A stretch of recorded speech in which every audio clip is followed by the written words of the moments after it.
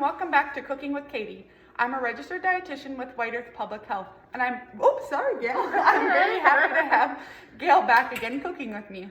Hi, I'm Gail and I work with Katie at White Earth Public Health. This week we are talking soups. Soups are a great meal.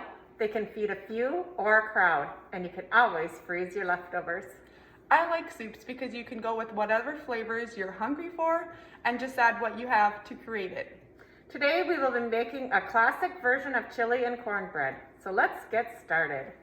To start, we went ahead and soaked our beans. We have 1 pound of a combination of beans, black, pinto, navy. Any beans will work. You just need 1 pound. To soak our beans, we rinsed them first and then added them to a pot with 10 cups of water. We brought the beans and water to a boil for 3 minutes, then removed from heat and let stand for 1 hour. Now we are ready to drain and rinse them. So we have drained and, before she put, no, you're okay. So we just drained all of our beans, and then what we're gonna do, and we did rinse them a little bit, just gets kind of that starchy water off of them. Now we're gonna go ahead and add 6 cups of water. And then once we get our water back into our pot, we'll turn our burner on, and then we're gonna bring it all back to a simmer again and kind of let it cook for about an hour. So you probably don't want to leave it. You're going to want to continue to stir it occasionally. So that's what it looks like. And remember, today we are using our beans that we cooked from dry. So this recipe also would be more than fine using canned beans. Just drain and rinse your beans. I would say probably at least 2 to 3 cans of beans, but even you can use as many beans that you would like in your soup. So, you can make more or less as you go too. Another good tip, so if you want to make chili midweek and you don't have the time to do the soaking with the beans, you can always make a batch of beans on the weekend or on a meal prep day and then stick beans in your freezer, and then you can just take them out and use them whenever you need them. So, okay, so we're gonna go ahead and simmer our beans away for about an hour. While we wait for our beans to simmer, we will whip up some cornbread to go along with our chili. A real simple recipe. In our bowl, we will add 1 cup all-purpose flour, 1 cup of cornmeal, and Katie's so efficient, she has everything all ready to go. 4 tablespoons of honey, or you can use sugar.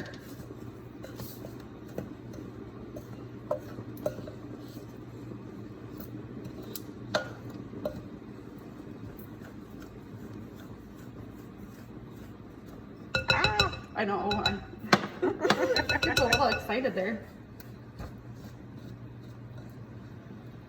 Ooh, beans are boiling over here, turn them down.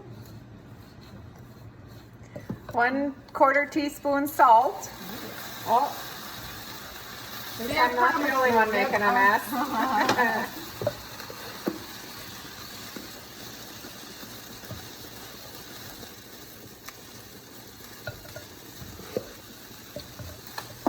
1 cup of milk.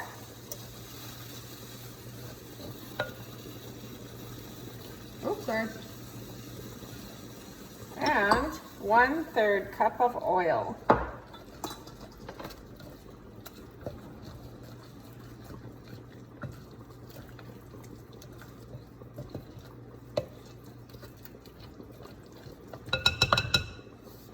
Now, as we stir this up, we have, our oven is preheating up to 425. We have 1 more ingredient to stir in, but say you're making this and your oven's not preheated and you're gonna wait a little bit longer, you wanna wait and stir in your tablespoon of baking powder right before you're gonna pour it in the pan and put in the oven. And the reason why that is because the baking powder will start your bread rising. So, and then when you move it or it starts, sorry, I just dumped that all over you. That's all right. It might fall. So as Gail stirs that up, we are gonna dump it in it's a 8 by 8 pan. You could also do muffins with this. That would be fun. Something a little bit more individualized, whatever works for you. And you sprayed it already, right? Yes, it is grease. Thank you for asking. Yeah, we want our bread to come out. And then once we get this all in there, it will cook for about 20 to 25 minutes. What you're looking for is a nice golden color on top and the sides and the edges to start turning a little bit slightly brown. Give me that spatula, please. You want to make a little one or bigger? This'll work. No, okay. This'll work. Perfect.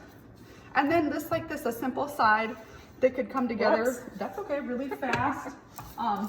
You know, something if you'd like. Now this is totally optional. This is not something that, you know, you'd have to do. So.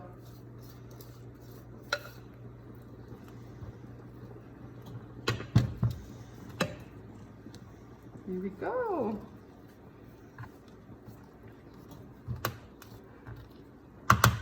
Perfect, just like that, we're ready to go. Next, we'll brown our hamburger. This recipe has dehydrated onions in the seasoning, but you could add chopped onion and garlic here if you would like instead.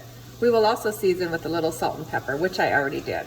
Perfect. So, and always remember, we're using ground beef today, but you can certainly use whatever choice of meat that you would maybe use. Like now that we're coming up to hunting season, you might be getting some ground venison, other things. Ground turkey is also a wonderful option, pork, whatever fits your fancy, whatever you have around to make this dish your own. So now at this point, we're just gonna cover it up, let this cook away, and then when it's done and our beans have cooked, our beans still have about a half an hour left, so once everything's done, then we'll assemble everything and we'll get our chili cooking. Our hamburger and beans are cooked. We're going to finish our chili in the crock pot.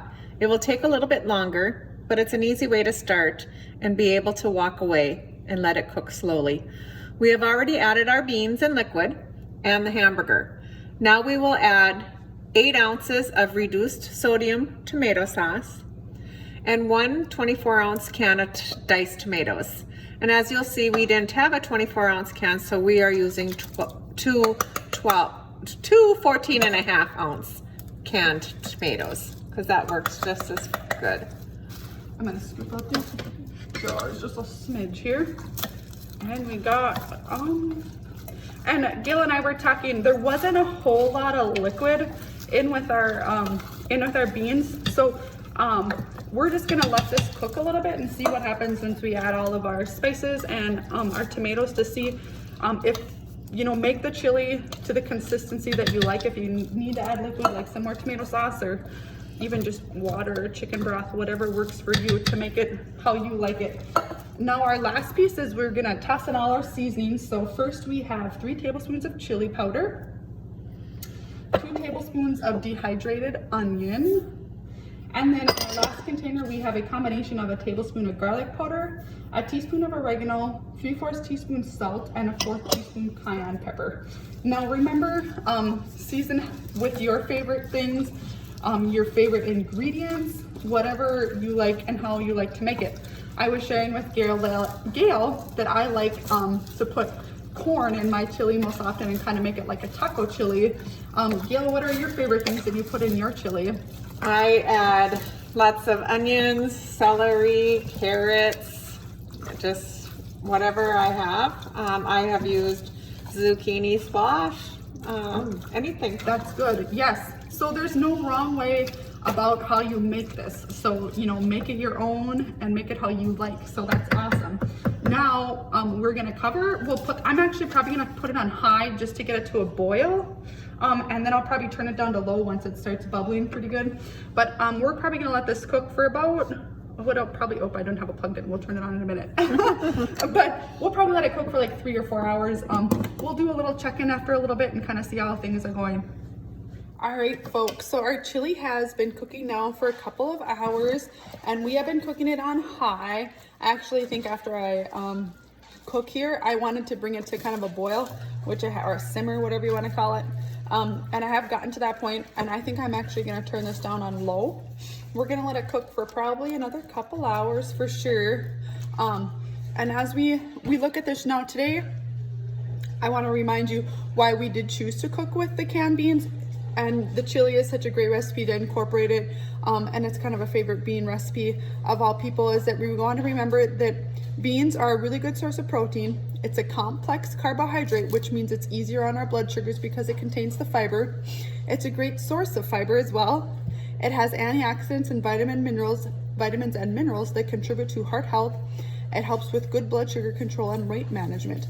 So when you're meal planning, you know, meal prepping, whatever you might be doing, these are some really good reasons why you're gonna wanna try to add more beans into your diet on a regular basis. Remember also, beans are a very affordable protein source and an easy way to add a variety into your protein sources.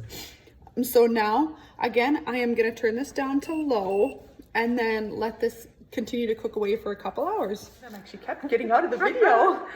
Our version of chili and cornbread is complete. It smells so good. It turned out really nice, you guys. Take a quick look. I'm gonna give a little zoom in there. And we got our nice little piece of cornbread in there too. I was telling Gail, we cooked it for the shortest amount of time and it did get a little brown on us. I did have a dark pan. So just make sure that you watch it when you're cooking. So it might, but I think it'll still be really good, especially when you dunk it in with our chili.